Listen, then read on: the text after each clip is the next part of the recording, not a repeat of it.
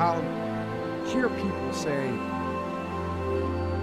if you believe it, that you can achieve it.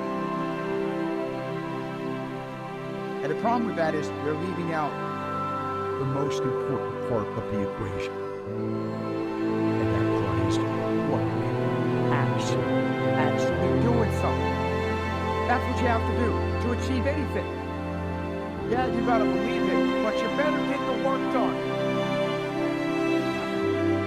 Ideas are worthless unless we act on them.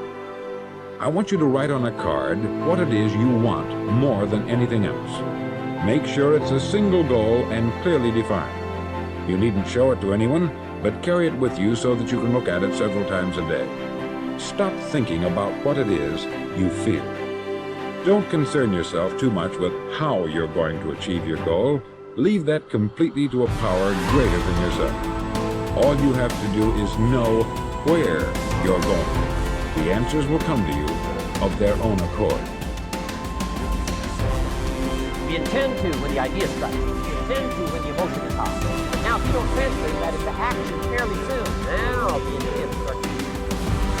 And a month from now it's cold. A year from now, it can't be known. So act. Set up a discipline. The idea is strong. The idea is powerful. That's the time to set up. As Michelangelo said, if people knew how hard I worked to achieve my mastery, it wouldn't seem so wonderful after all. And that's the thing about getting great. That's the thing about being an artist of such caliber that you're remembered for hundreds of years after your death. It is back-breaking work. It is a blinding amount of effort. And that's the secret. At the end of the day, if you know what you want, it's only a question of whether you're willing to pay the price to get there. So ask yourself, are you willing to pay the price? Listen to me, pound for pound, any agent in the room, pound for pound, motivational speaker, pound for pound, entrepreneur, pound for pound, athlete, pound for pound, weightlifter, pound for pound, whatever you do, I guarantee you, when you do it, nobody can do it like you do it. The problem is you don't hardly do it. You love sleep too much.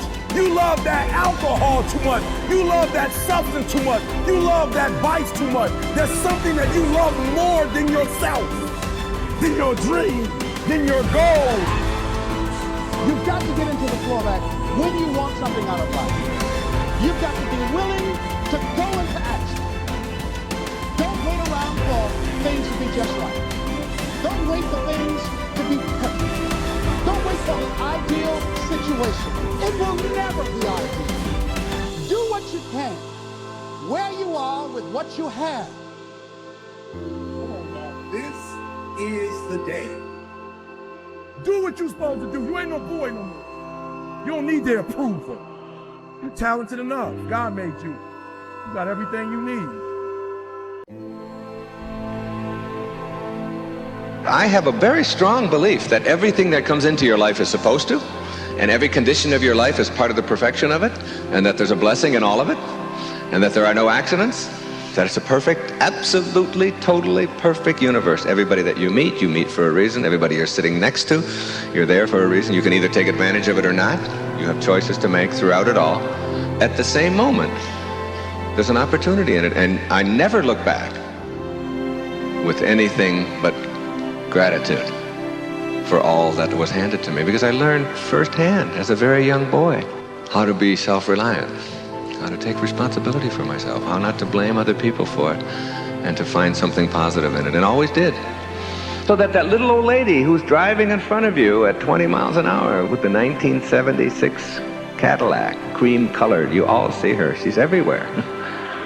She's got blue hair and she can hardly see over the steering wheel.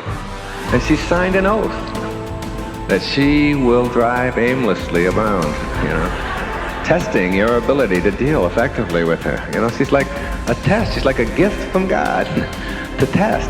And it's like once you stop being mad at her for being who she is and what she's about, when you stop the anger and the bitterness at who she is and understand that she's exactly where she's supposed to be. And she's there to teach you a very important lesson. Slow down. You have to. Relax.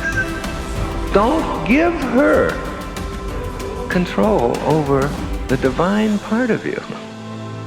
The intelligence in back of that is suffusing your form, invisible as it is. It's still there, and it's yours. It's really what constitutes your entire humanity. Don't give it away. Think of yourself as connected to and a part of it all, rather than someone who is being victimized or slowed down or abused by, or here it happens again. It's all part of the perfection of it all. That's a very nice, enlightening place to get to. It really slows you down. And it doesn't take away your ability to make choices. It takes away your wanting the world to be as you think it should be instead of as it is. That's what defines neurotic.